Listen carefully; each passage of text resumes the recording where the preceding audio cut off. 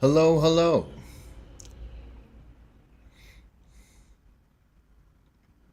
So it's not on here. The title says that I love electronic music and I need EDM for my soul.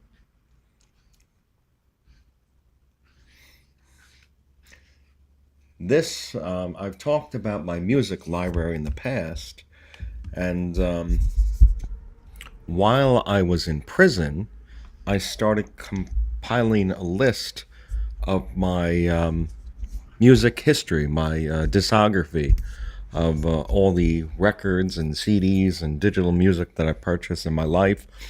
And I tried to recreate, the it chronologically and the totality, the completeness of it. This library is not complete. So when I was young, I purchased CDs, and then I got a mini disc player, and I converted the CDs to a mini disc. Eventually, I would move to MP3 format. I would get an Archos MP3 player, similar to like a Creative Nomad. This was prior to the iPod being on Windows. Then I got an iPod, and then I started, adapting to or purchasing music in the Apple ecosystem. And so I would upload songs from my CDs to the iTunes account, and then I would eventually buy digital music exclusively. And later on, I would purchase records. So I don't know what the most songs I've had at my peak. I do recall something like 250 artists, and then I added electronic music. So before I had the Dead Mouses, the Wolfgang Gartners, the Feed Me's, the Armin van Buurens, the Alan Walkers, and whatnot, I had about 250 artists, and then I added these catalogs, and it probably brought it close to almost 300 artists. And when I used iTunes Match and Google Match around 2016 or so, I had 2,734 songs in my library. And then there were some songs added from my father's Christmas music. And I found later on that I found a spreadsheet with that music attached to it. Um,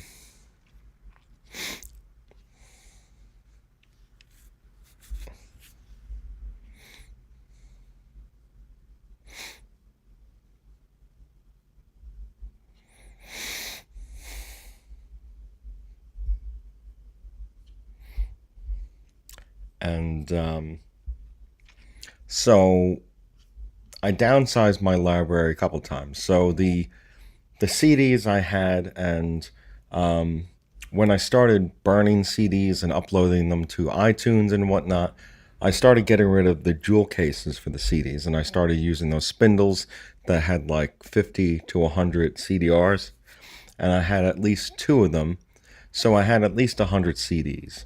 And I don't know how frequently I purchased CDs, but it wasn't at like it started to the more music I listened to, the more CDs I purchased, the more bands I got interested in, and but they were still an expense where they had to be purchased, and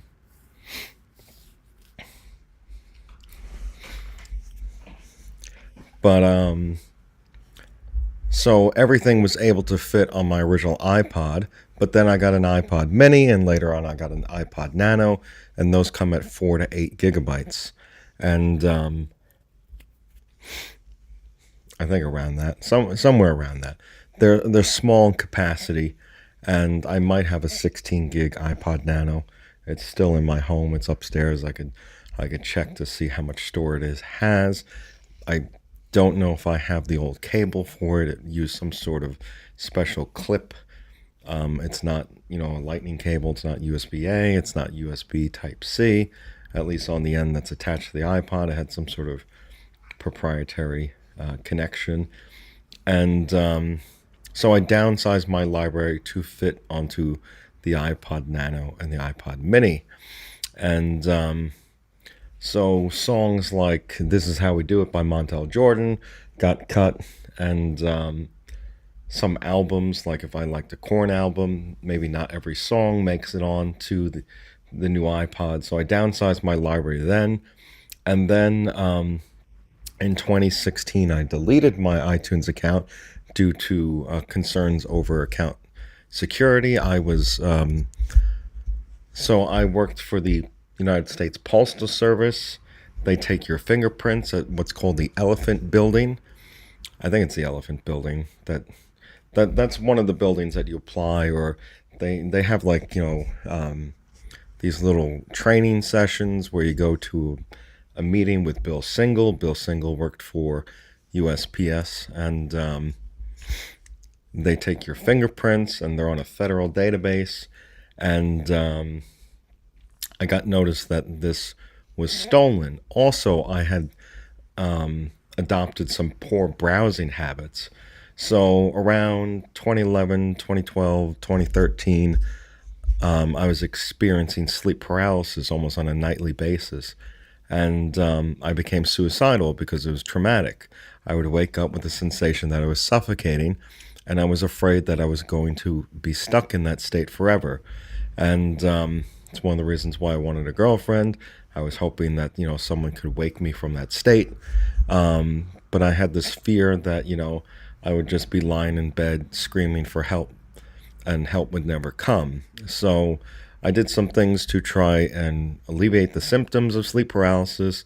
I lost weight. I didn't lose, I was 180 pounds when these symptoms started. I went down to 168. And after going down to 168, I said, okay, weight loss isn't enough.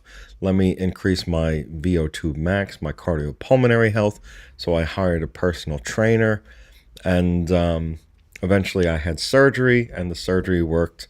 And I remember, like 2 days after the surgery, I was crying because I didn't think it worked. I had sleep paralysis those 2 days. And I thought, I thought I was going to have to kill myself, because my plan was, if I couldn't, fix the sleep paralysis, I would kill myself. And the surgery was kind of like a Hail Mary, and it worked. And but I guess, a couple days after the surgery, my tonsils, the area of the surgery, was swollen. Once the swelling went down, the symptoms alleviated. And so after that, I reacclimated to doing things. And but during the time, I had some poor browsing habits. I was concerned for identity theft risk and whatnot. The things that they tell you not to do, like I didn't care, because, I basically had a philosophy that I was killing myself anyway. So I purchased something through Credit Sesame, some sort of LifeLock, some sort of, insurance if my identity got stolen on the internet. And but I had sold a computer that I paid about $1,600 for from Best Buy. And, I guess if I go through my credit history, I can identify that piece of hardware. And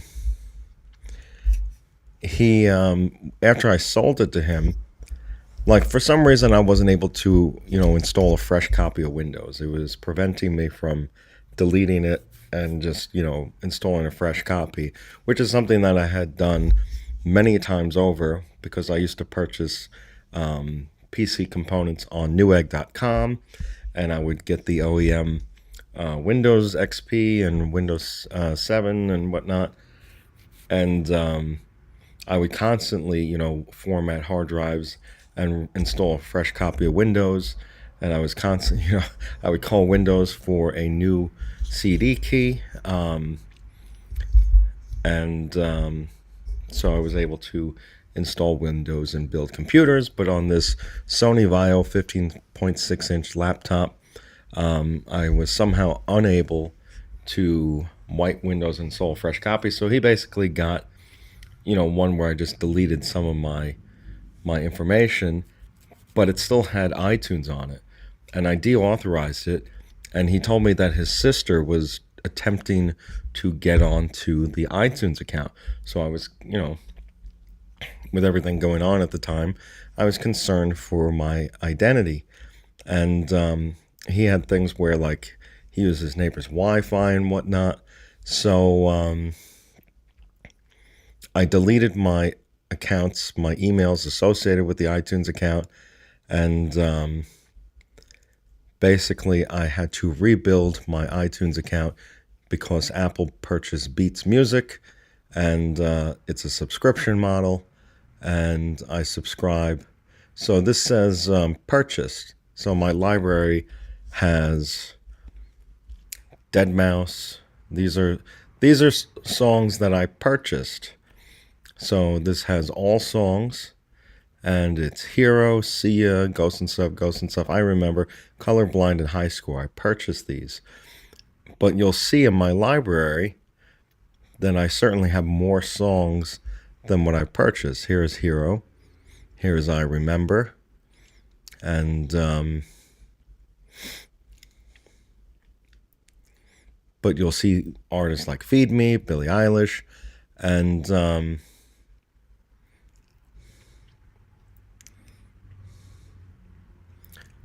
that is because, let me just make sure that there's nothing. Check.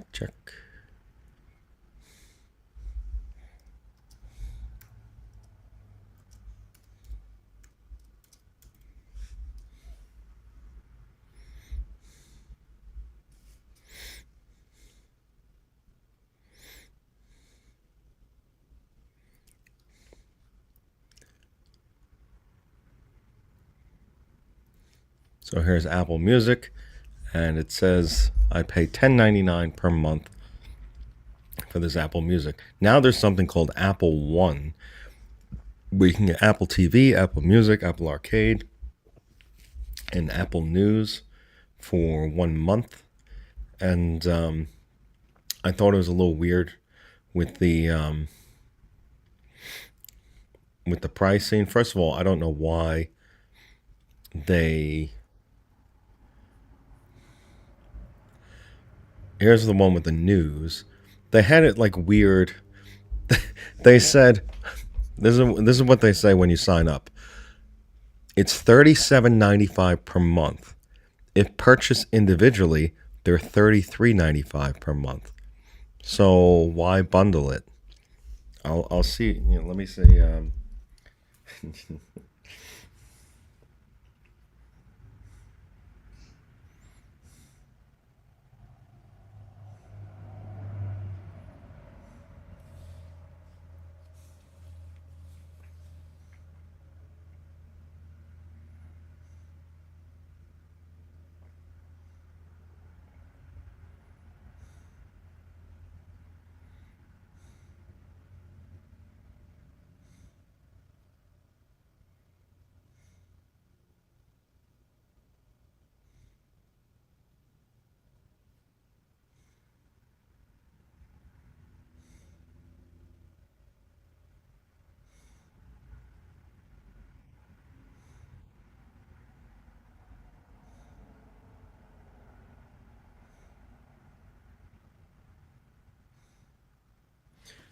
I guess I don't have Copilot with Recall.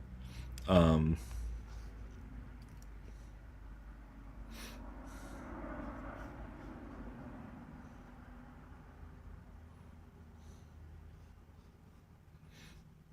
but it was just yesterday that it said $33 without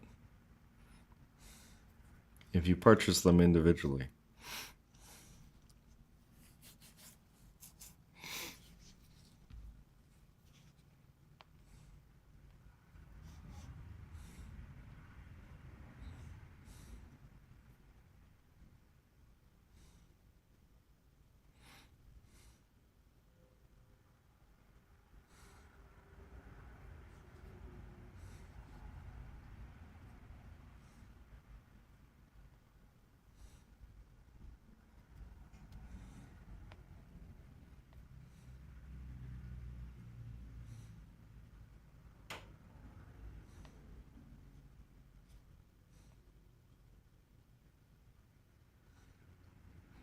I can't find that thing, but it did say if you purchase them individually, it would be $33. So I don't know.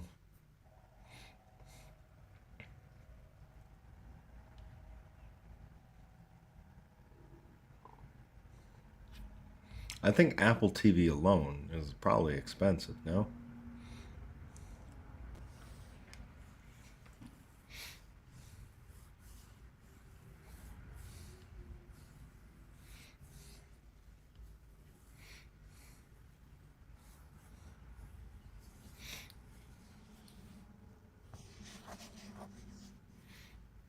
Here is my top 250 at the moment. If I go to all songs and type in and do plays, it will be faded at the top.